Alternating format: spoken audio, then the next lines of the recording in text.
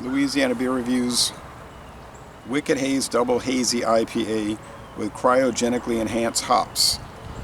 This is Idaho 7 hops. It's 9.5% alcohol, but only 40 bitterness units. And I've complained about these type of beers before because to me they come across as an American strong ale or just a strong pale ale, not an India pale ale. But it's from Spoetzl Brewing.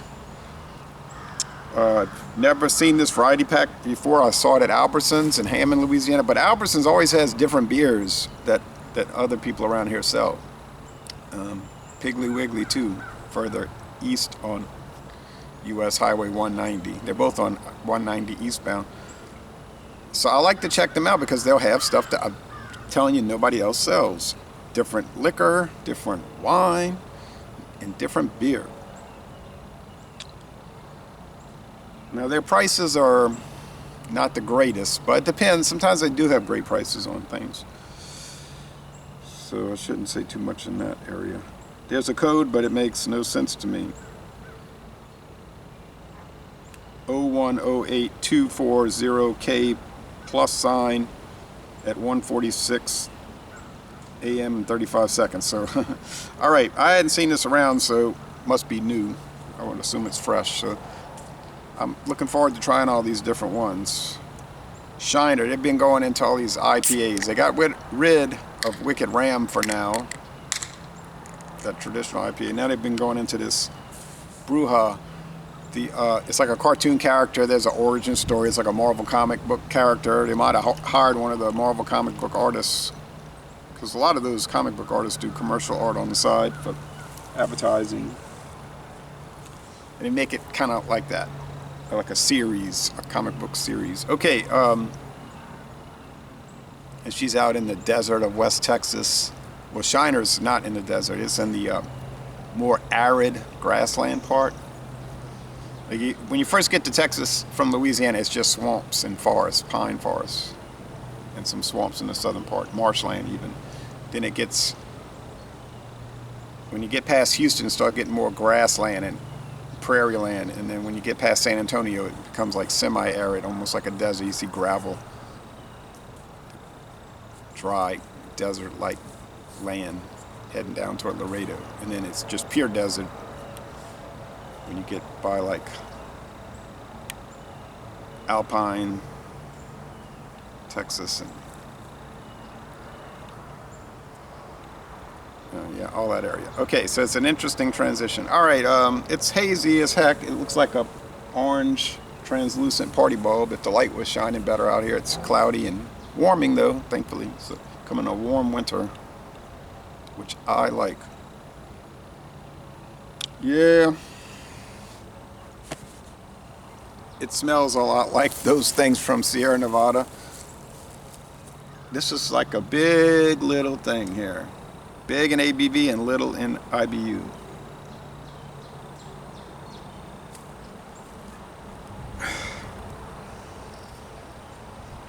Strong, strong, strong nose. The nose is super strong malts, intense cryo hops. It's just strong. There's nothing mild about it.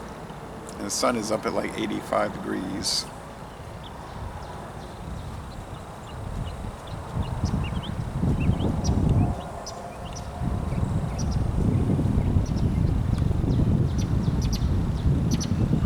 So like a bird war going on here. Now there's this tree over here full of these little berries. I don't know what kind they are. They hang in clumps like grapes. I wouldn't dare try to eat them. But these little birds, it's like a certain species of birds. I don't know what they are, but they're just going in the tree and eating. You can hear them eating. You can hear them chewing it, and they're falling everywhere. It's getting other birds like discombobulated. All right, taste. So this is a very strong thing.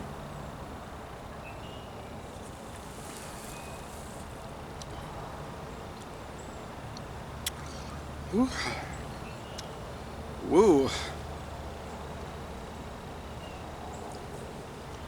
If you notice, all of these mainstream craft beer companies are in a race to the top for ABV. I'm telling you.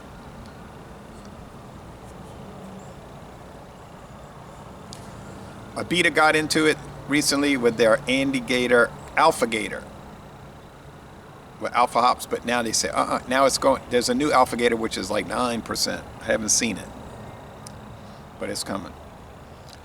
The Big Little Thing, 9.5. The Voodoo Ranger, they're 9.5 offerings. Now Shiner's like, oh yeah, we got to put out some high alcohol malt liquor, high gravity, so-called IPAs. And I guess on the East Coast they're doing that too. I don't know. Oh yeah, I mean, Dogfish Head had the 9%, 90-minute for the longest time. But they're all in the race now.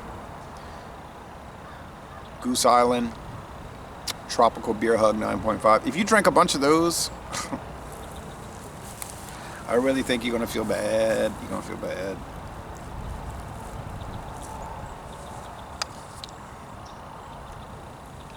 It's very tropical in the flavor. It's like mangoes. I'm going to go get some mangoes. It's just juicy tropical mango and strong, rather harsh. There's one of those little birds. A whole bunch of harsh barley malt. And I don't know what barley they're using. They're not too good about on their website telling you what their malt bill is. You'd be lucky if they tell you one of the hops, which they did. High medium body, basically a heavy body beer, let's be honest. The mouthfeel is chewy. And the finish is semi-sweet. Now, the complaint about the high gravity malt liquors, you know, those are lagers. Like Ice House Edge, Hurricane High Gravity, 8.1. Natty Daddy, the natural father at 8. They're like chewy, and they're heavy, and they're sort of harsh in a way. And Still Reserve 8.1 is probably the harshest of the whole lineup of those. Although St. Ides High Gravity, I've had that on found that on road trips. It's not exactly mild. And these are like that too.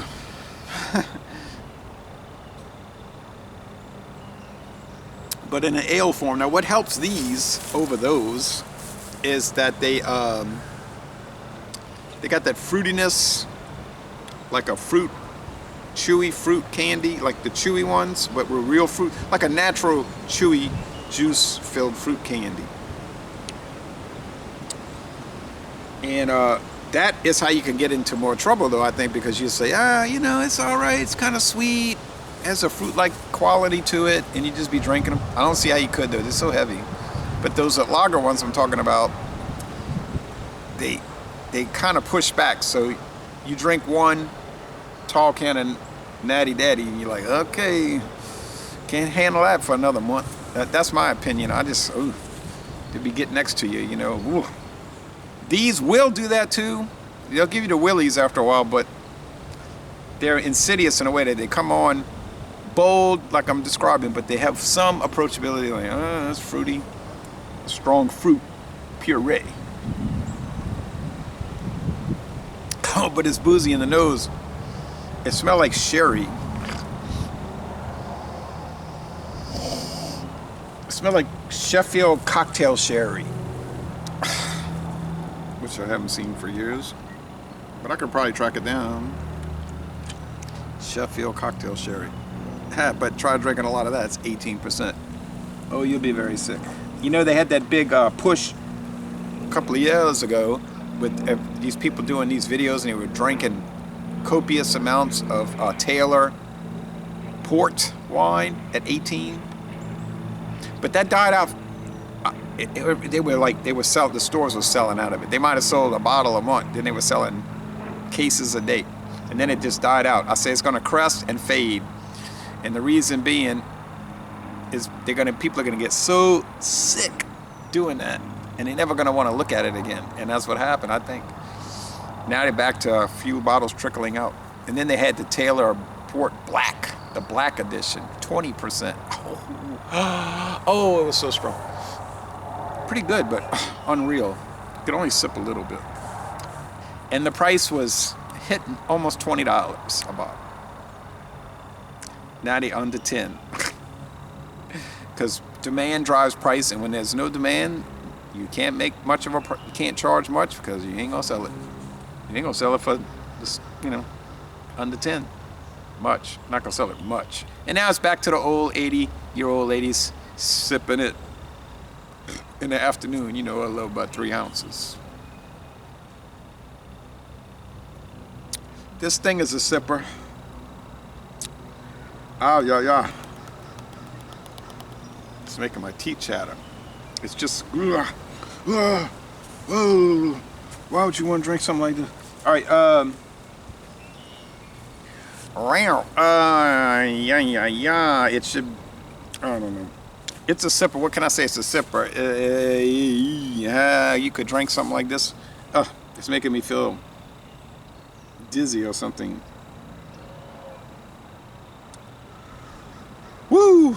Oh, yikes. But they do have a witch on there, like it's a spell binding thing.